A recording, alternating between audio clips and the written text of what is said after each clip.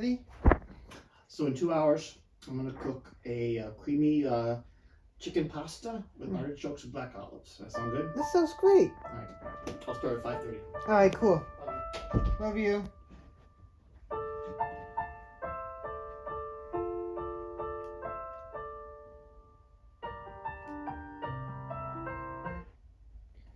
God, I can't stand this.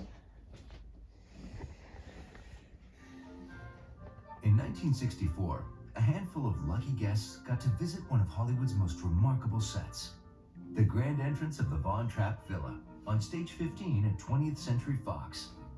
Now, it's your turn to visit this historic spot. You'll find many interesting objects around the set.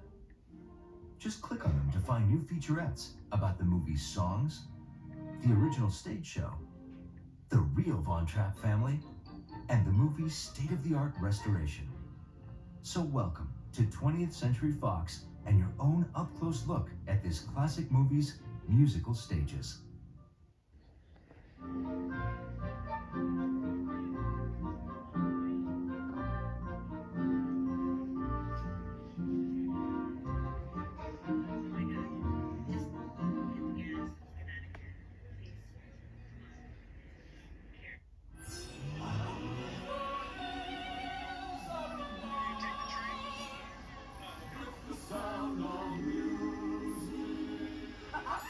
Sound of Music turns out to be one of the most performed musicals on stage anywhere in the world. This movie is watched all over the world.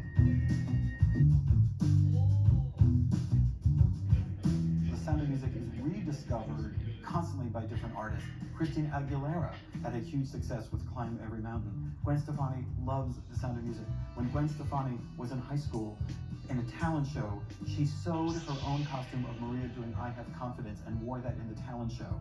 Gwen Stefani did a song called Wind It Up, which has Lonely Goatherd in it.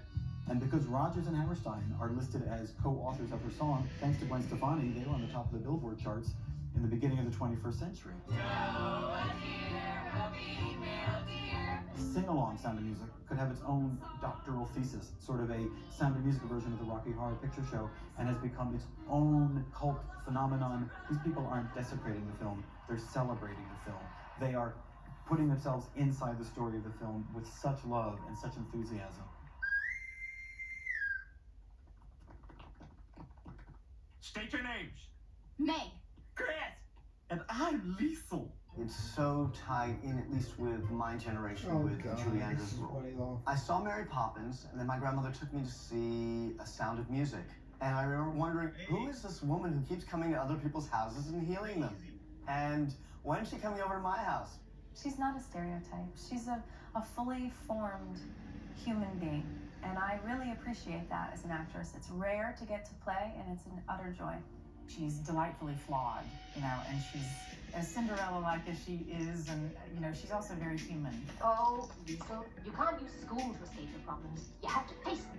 She's a kind of changeling in the house. If Liesel needs an ally, she becomes that person.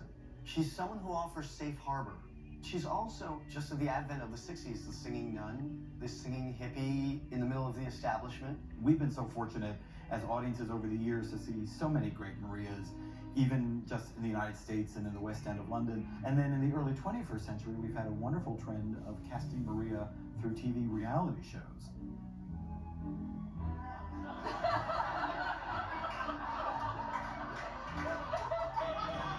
We have had so many wonderful artists approach it, wanting to tell it their way. For example, Doug Elkins, a brilliant, modern, downtown hip dance choreographer, came to us several years ago with the idea of celebrating the songs of The Sound of Music in a modern dance piece.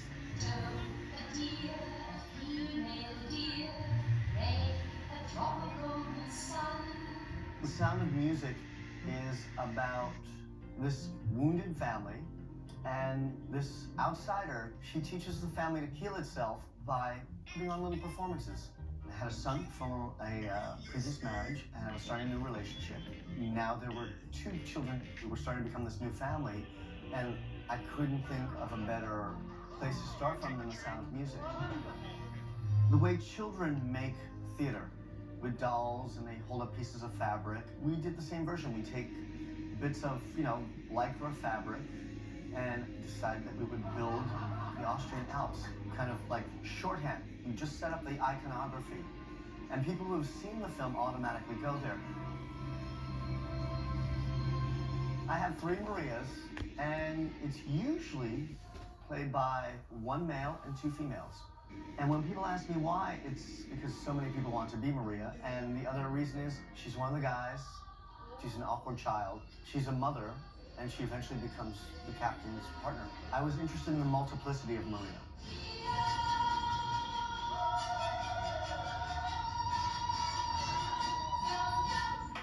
And there's a wonderful, very cool downtown East Village rock band run by a guy named Peter Kiesebalter.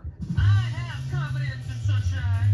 And Peter had this great idea, which was to take the songs of The Sound of Music and reinvent them in a rock, pop, gospel, hip-hop vernacular.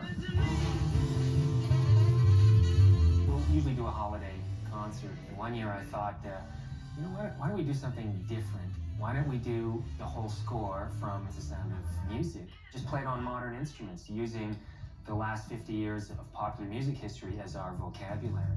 Climb every mountain, search high, search low, follow every byway, every path you know. Climb every mountain, ford every stream, follow every rainbow till you find your dream. I mean, I hear someone like Mary J. Blige singing this. It's poetry. It's beautiful. It's life affirming. How do you solve a problem like